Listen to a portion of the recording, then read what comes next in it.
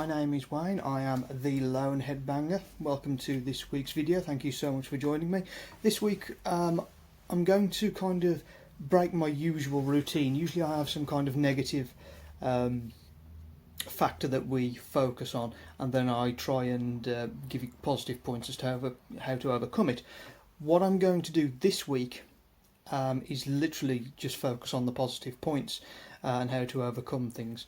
This is all stuff that I've tried myself and found to have varying degrees of success, but all have worked. I wouldn't tell you something that if it hadn't worked for me. So without further ado, this is this week's video on coping mechanisms is what I'm calling it. So something I've done this morning, in fact, is these arrived. Coloured sweatbands. I don't know if anyone has seen my Facebook and Instagram posts. Basically green ones, orange ones and red ones. And what I'm doing is making people aware as to what these sweatbands actually mean, the relevance for them.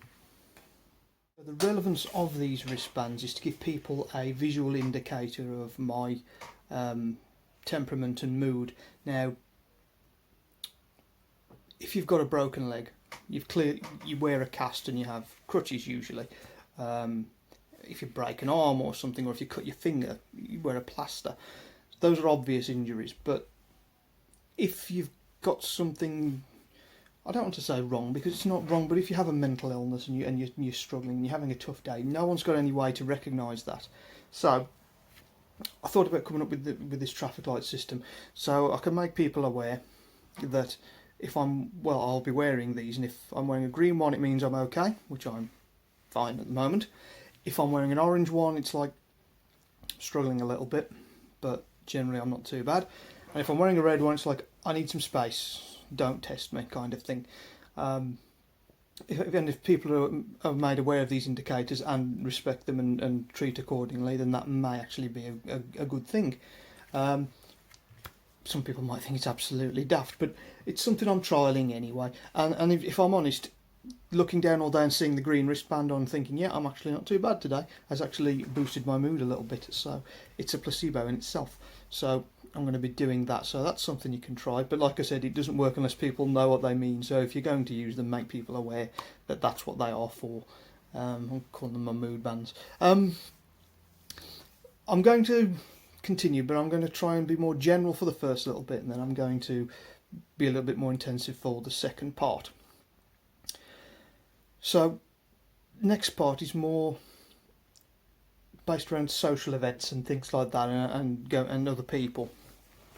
Now obviously with COVID, social side is very difficult at the moment, but with things starting to slowly open up, more opportunities are presenting themselves to get ourselves out there and seeing people. And I think we should be embracing them where we can, obviously within reason. Now, if you're like me, I'm not mad on going to the pub or anything like that. When I go out to clubs and what have you, I tend to hit the dance floor alone, be at the bar alone. If there's people there I know I'll talk to, but I don't tend to go out and meet people. I'm an introvert. So it's kind of weird. That's why I'm not going out at the moment, because I haven't got anyone really to go out with. But I think if the opportunity arises for you to go out and see somebody, I think that's definitely a good thing, and you should embrace it. Now, when the time arises for you to actually go, then nerves may kick in, and the cold sweats and what have you. All sorts. I know I've experienced them myself, but if you can get the will to do it, then go. But go for as long as you're comfortable for. Don't go thinking, I've got to spend 5 hours at the house with people. Don't go in with that attitude. Just think, if it's possible, okay, I'll go for half an hour, see how we get on. And if you're going to do that, go with someone who you trust, and someone who understands what you're going through, and won't say, oh, come on, it's fine, you'll love all these people, and we'll be alright, we haven't got to be up in the morning, we can stay as long as, no. What you'll need is someone who is genuinely trying to help and take you somewhere for your benefit as well, not just because they fancy a night out and they've got no one else to go out with. So be picky with your companion on that one. But if you can find the right person to go out with, close friend, as I said, someone who maybe is in a similar situation and you kind of lean on each other, no bad thing. Just to get you out of the house and try and get you into a social situation, even if you don't talk to anybody but each other. At least you're out there, and when you come back, you might feel like it was terrible. I've had plenty of bad nights, believe me. But then on the flip side, you might have had a great night, and and at least you've given it a shot, and you can be proud of that, if nothing else.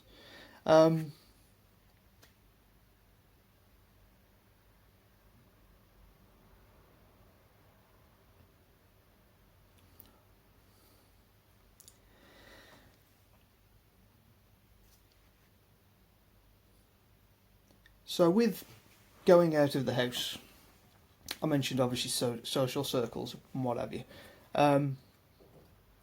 Even just going for a walk, as daft as it sounds, a 10-20 minute walk, just around the block, down to the shops.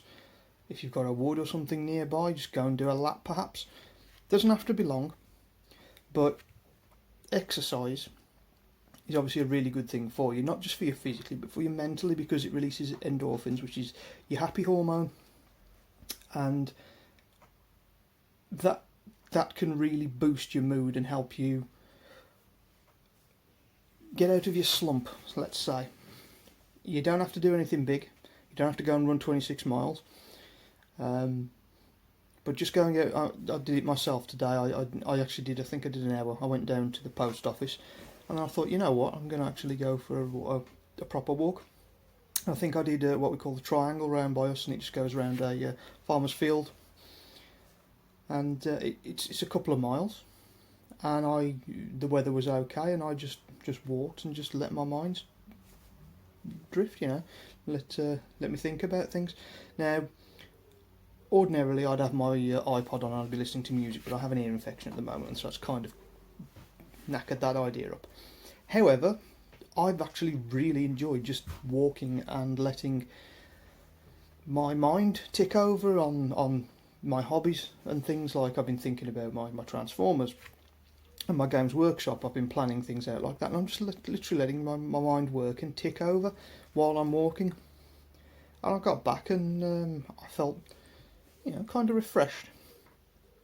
I went and played on the drum kit for a little bit, and that kind of knackered me out, but I guess you can't have everything. But yeah, even if you can go and listening to music, which can, listening to music or an audio book can expand your mind a little bit, or just literally just giving yourself time to think while you're out and about. You're releasing endorphins, you're exercising, 2 birds, 1 stone. So even if you're out for just 20 minutes, or even 10 minutes, however long you want to go out for, go and do it. What I did do as well, I don't know if I mentioned this in a previous video, I bought a smartwatch. That was £36 off Amazon, if I'm recalling correctly. I do want one of the proper ones at some point, but I thought I'd try cheap first. And it measures your footsteps, keeps track of your heart rate and your distances, and your text messages and stuff flash up on it, so it's cool. It's quite cool.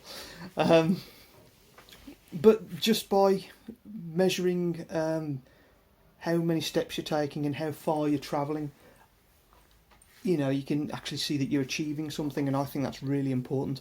I also use an app called Strava, which I use when I go running, once I've got back into that habit. It's what I use to map everything, because it uses Google Maps to show your routes, and just seeing how far you've gone is really impressive. So if you can get hold of an app or a smartwatch or something like that to show your progress, you can look back on it and go, well, that's what I've done, I'm capable of doing that, something to be proud of.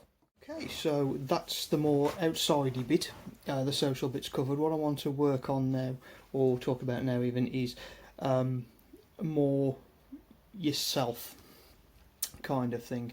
So what I've found is useful, I've mentioned before, I'm sure, that I use an app called Habitica, where you get a small 8-bit character that you get to look after by doing your daily targets and tasks and what have you, and you level them up and you fight monsters and stuff. And it's daft, but it gives you that little bit of motivation, and it just gives me some targets to aim for. I mean, obviously you don't have to do that, but it is good and a good idea to set yourself some kind of targets and tasks for you to do. Maybe even write a list down of what you want to accomplish each day, which in itself could be, something that you want to accomplish. Just being able to do that and see what you want to do. You could put things down like maybe you want to do a specific bit of exercise, maybe the walk, perhaps. If you want to, like me, I try and read at least 10 minutes a day. I mean, I used to be a big reader, but my focus lately is absolutely shot, so I'm having trouble with that. But I'm writing it down on a list. I'm going, right, okay. And once I start, I tend to do more than the 10 minutes. But it's a case of getting that initial starting block and putting it down there and going, right, okay, I do need to try and do this. Again, depending on what it is you're reading, you could be there for hours. Depends on the person. Maybe you want to do something creative. I've got songs that need lyrics. I've got lyrics that I need to put to songs. I've got my drums that I'm trying to learn. I've got Games Workshop things to paint. I've got plenty of creative outlets, but as I say, with my mental health at the moment, the focus just isn't there. So I'm finding it kind of difficult. But again, I've put it down as a target, and every night I've started thinking, okay, we'll have 20 minutes. I'll sit down with my paints and a figure, and 40 minutes later I'm 2 figures in and thinking, well, how'd that go? Usually I put an album or something on in the background, and I'll paint for the duration of the album, which is around 40 minutes. And if I want to carry on afterwards, then there's nothing stopping me. Put another album on and do another 40 minutes. But that's the way I measure the time, is I just put an album on and just go. And it's really nice. The only problem is obviously the lighting, but you can't do everything. So that was something that I did. Now, when I say about targets, it's far too easy to aim high. And you've even got the what is it? Shoot for the moon. If you miss, you'll still land among the stars. It's like, no, more than likely, shoot for the moon, and if you miss, you'll die of asphyxiation drifting endlessly through space. Setting yourself high targets is not productive, because you may hit them once, but then if you fail to hit it the following day, you're not going to have the will to try again the day after, especially if you keep mounting the failures up, and eventually it becomes pointless. I had to alter my tasks today because I was pushing myself into doing things, or trying to push myself into doing things that I just wasn't achieving, and it was starting to bum me out a little bit. So I took them off the list, changed them in Habitica, so they aren't priorities anymore. They're still in there as something I can do, they're optional, but they're not something I should be doing daily. And it made me feel a whole lot better, especially now I'm doing a couple of them without the stress of having to. It's like I'm doing them because I want to do them, not because I've got to. And that change in mindset really, really helped. So don't be afraid of setting yourself a low bar, because if you're going to set the bar high and not achieve anything, then you're back to square one. You might as well set a low goal and hit that, because then you've achieved something. Better than aiming a high goal and missing completely and then being bummed out about it. If you're one of these people that if you miss the high goal and you're like, right, I'm going to hit that tomorrow, and then you go ahead tomorrow and hit it, then fine. Some people are like that. But myself, and I know there's plenty of others, aren't like that, and you miss the target and you feel bad for it. So set those targets as low or as high as you want to, but I recommend starting low and build yourself up really slowly. And I mean really slowly. Small increments. But each one is a victory, and that's the way you've got to look at them. There's the talk about grounding. Now, I've only tried grounding myself a couple of times, and the breathing exercises. Now, I have done the breathing exercises. I do those when I'm lying in bed sometimes, like in the morning, and just do the breathing scans, and they're pretty good. Grounding, I don't tend to try so much. I think I've done it a couple of times. But all that did really was give me a break from if I was like in a tense situation or a tense mood, it just kind of broke me away from that for a little bit. So that it did help, but not. I don't think it was quite in the way it was intended. But it is worth trying if you want to do some research on that. It's an easy enough technique. It's a case of I think it just revolves around your senses, if I remember correctly. It's like a case of touching 5 things, seeing a number of things, and it just distracts your mind and resets things. I may try it again myself at some point because, as I said, it didn't quite work for me first time, but I've heard it is actually quite a good thing to try, so I'm going to try and get the best out of it that I can. Something else as well, which is easier said than done, is if you're finding yourself in a depressive situation or a stressful situation, something that's causing you some grief, get out of it. Remove yourself from the situation. Doesn't have to be a permanent removal either, but like, I don't know, for example, say you're playing a computer game, for example, and you can't do a certain section and you're getting frustrated. Rather than keep playing on and getting more and more frustrated, turn it off for a day. You'll do it tomorrow. You don't have to do that section right at that point. And that's, with any luck, that's the same with anything you can do in your life. If you're getting frustrated with something or something's stressing you out, then just leave it. Odds are it's not going to be really time sensitive. And you can spend some time, reset your thoughts, have a break, focus, leave it till tomorrow if you can. Try and think about it overnight perhaps. Maybe get some help if you need to. If it's something at work, then maybe you can talk to somebody and get some help involved. But there's no point sitting there and stressing about something and winding yourself up even further into a mess, because that's not productive to either what you're doing or yourself. So you may as well give it a break. It's tough to do. I'm stubborn. I'm horrendously stubborn. The computer game thing, the amount of times where I've got frustrated with a section and I'm like, no, I'm going to do it. And even when you do it, it's like, well, you know, I got wound up and now my blood pressure's through the roof, and what's it done? Nothing. And then there's been other times where I've played a game, couldn't do it, gone back in 24 hours and done it like that just because I was thinking clearer. So just remove yourself from those situations now, and that can even relate to things like relationships, I suppose. You know, if a relationship is that bad that it is dragging you down, take yourself out of it. Or at least discuss with the other person what it's doing and see if you can find some kind of amicable resolution between the two of you. But if it's causing you grief, there's no point in staying in it.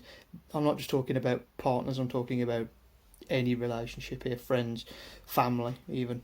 And if you can get out of the situation, then that is your best bet. So another thing is similar to that kind of situation, but it's more not so much removing yourself from the situation, but preventing the situation from happening in the first place, which can only be a good thing as far as I'm concerned. I came across this on Monday when I had my therapy session with my therapist over the phone, and she mentioned this. Say, for example, that it's washing up that stresses you out. You absolutely hate washing up. You don't like getting your hands all mucky. The hot water hurts. You don't like doing it. Just as an example, kind of thing. And obviously, yeah, you can get a dishwasher. Fair enough. You still have to empty it and clean it now and again, but you can get a dishwasher. Alternatively, get paper plates, plastic cutlery.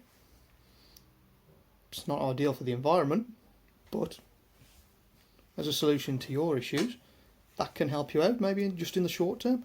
You know, as soon as you use the plate, chuck it in the bin. It's that simple. There, you've just completely eliminated something that's going to stress you out. That was the example that I was presented with, and I thought about it, and I was like, to be fair, that makes perfect sense. You know, if you know something is going to stress you out. Again, if you want to go back to a video game, if you know that's going to stress you out, then don't play it. I know you probably really want to, but at the end of the day, you've got to take a reality check and think, it's not worth it. It really isn't worth it. And just take a step back and just go, right, I'm not going to play. I'm not going to put myself in that situation. And the more you can do that, the better, I think, because obviously that means you haven't got to react to a situation. There you're being proactive, and that's better. And that shows a bit of will as well, because obviously in some situations you're going to stop yourself from doing things that you want to do but you know aren't good for you. So I think that is definitely beneficial, and it's something you can really think about in your life situations. If you think about what gets you down, what depresses you, what makes you angry, think about what causes those things, and just try and dodge them altogether. No matter, just try and weigh up the pros and cons of actually doing that and see if they do outweigh each other. You never know. There might be compromises to be made, but it is something to think about. It's something that like I said, it's so obvious I should have thought of it, but it just gave me a different perspective. So that was something I thought about. So I'm going to close up now with the last little bit here. There's not really much else that I need to say. One thing I did think about though is that people say, "Oh, try your best," or "try my best," and I don't think that's right. That's not the right attitude. Try your best. More like do your best. Don't try your best. Actually, do your best. If you're going to do something, go at it with as much will as you can muster, with as much force and as much will as you can. There's no point being half-hearted. If you're going to try and do something, then go at it with the attitude that I'm going to do my best. Whether you succeed or not, if you can go in with that positivity that you're going to go in and do your best, not try your best, because try is negative, do your best, that's an immediate victory. And if your attitude reflects it as well, if you're going to go and think, I'm going to do my best, and your attitude comes out, and you're more liable to succeed, where you say, oh, but I tried my best. It's like, but did you? Did you really try your best? Because you should have done your best, and that would have been a different outcome, possibly. So, there's no shame in failing. This is one I need to learn, because as I've said, I struggle with immense self-esteem issues. Being brought up to believe I'm a failure and I'm no good at anything.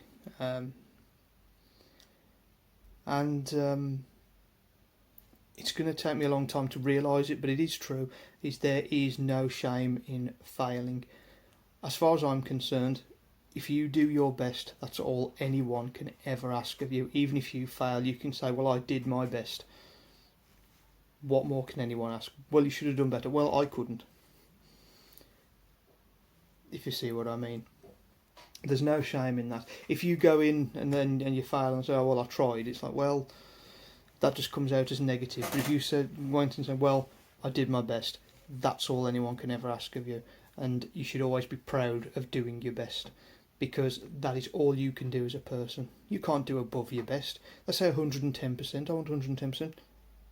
It doesn't work like that. You can give 100%, and that's all you can give as a person. You're only human. Give that 100%. Go in with that 100% attitude.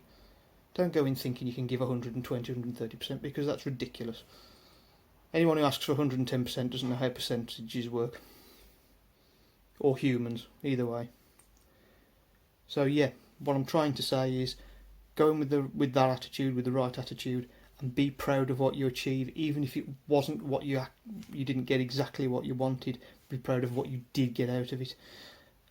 Exercising, for example, you wanted to beat your 10-minute mile kind of thing, maybe, and you didn't, but you were like 3 seconds off. Set your target the following day to equal it, those 3 seconds. Don't think, oh well, I'm going to beat it by 10 seconds. It's like, but you probably won't. And we're going back to the point I made earlier about setting your objectives too high. If you're 3 seconds under, set it at that 10 seconds and 3 again, and think, I'm gonna do my best with that. Odds are, you'll probably smash the 10 minute anyway. It's just about a little bit of attitude change. So I'm going to wrap it up there.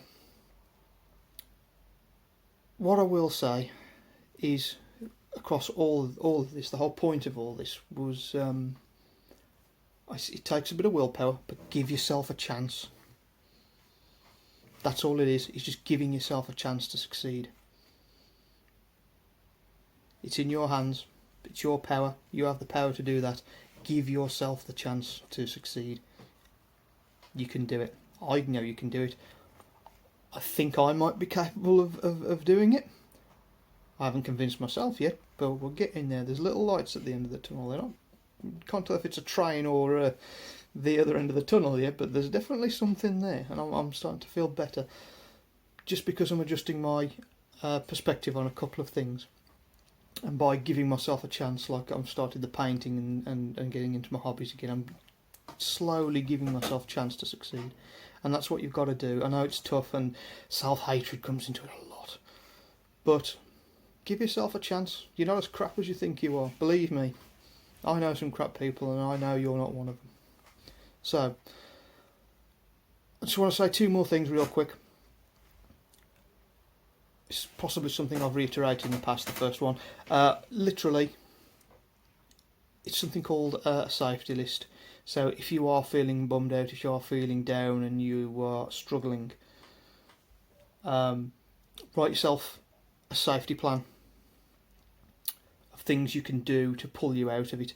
Like, for example, things that you know make you feel good, as I say, maybe playing a certain game, listening to a certain kind of music, certain songs, anything you can do, write them down, stick them on the wall like I've got mine up there, and it literally just says do this, this, this and this, listen to this, this, this and this, speak to this person, and literally it just comes down a list of things that I can do to try and pull myself out of that funk, and it has worked. Don't get me wrong, there's a couple of times where it hasn't, but generally it has worked. There's also a couple of names on there for people who I confided in and said, if a situation dictates, can I come and stay with you for a night, just in case things get bad in the household or something like that, and they've said yes. So that's a good thing as well. You can have those contacts, so if you need to get out of a situation at home or with your significant other, whatever, you've got somewhere to go if needs be, just to regroup. So I recommend doing that safety list and thinking about all the things that make you, not necessarily make you jump for joy, but you know, that make you happy. I think that's it's a good thing to do. And at the bottom of mine, I've written, let me just have a little look here. So there's two things. It's you are valued, and you're more of a burden dead. Strong words, but it's the truth. And sometimes you just need to see that. The only other little thing that I recommend is, it's daft, you call it a luck thing perhaps, but it's a totem of some description even. Anyone who knows me knows I usually carry a transformer around with me, one of the little ones, in my pocket. If I get restless, pull it out and transform it a couple of times. And sometimes just having that, and like sometimes if I'm finished, I'll just grab hold of it and just hold on to it. That's like a comfort thing. And that's no bad thing, it could be anything. I know sometimes when I haven't had a transformer about or I've forgotten it, this necklace, literally I've just grabbed hold of that and just you know, fidget spinners, fidget cubes, those kind of things are also really good for it. But usually it's better if it's something a bit more personal to you. As I say, transformers are my big thing in my life, so they are quite a personal thing, some of them more than others. So it's really good to have that little personal thing that you can grasp onto, which can help keep you leveled as well. Just a reminder of who you are. So I'm sure you can find something appropriate. By all means do. But that's just my thoughts on that anyway. That's what I do, but give it a try, you never know. So with that, I'm going to wrap up.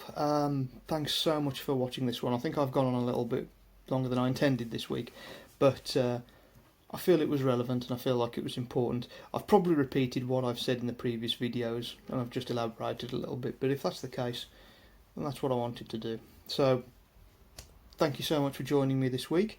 My name's Wayne, I am the Lone Headbanger. As always, It's a horrible world out there. Everything seems to be going wrong, but stay strong, stay safe, and I'll see you next week.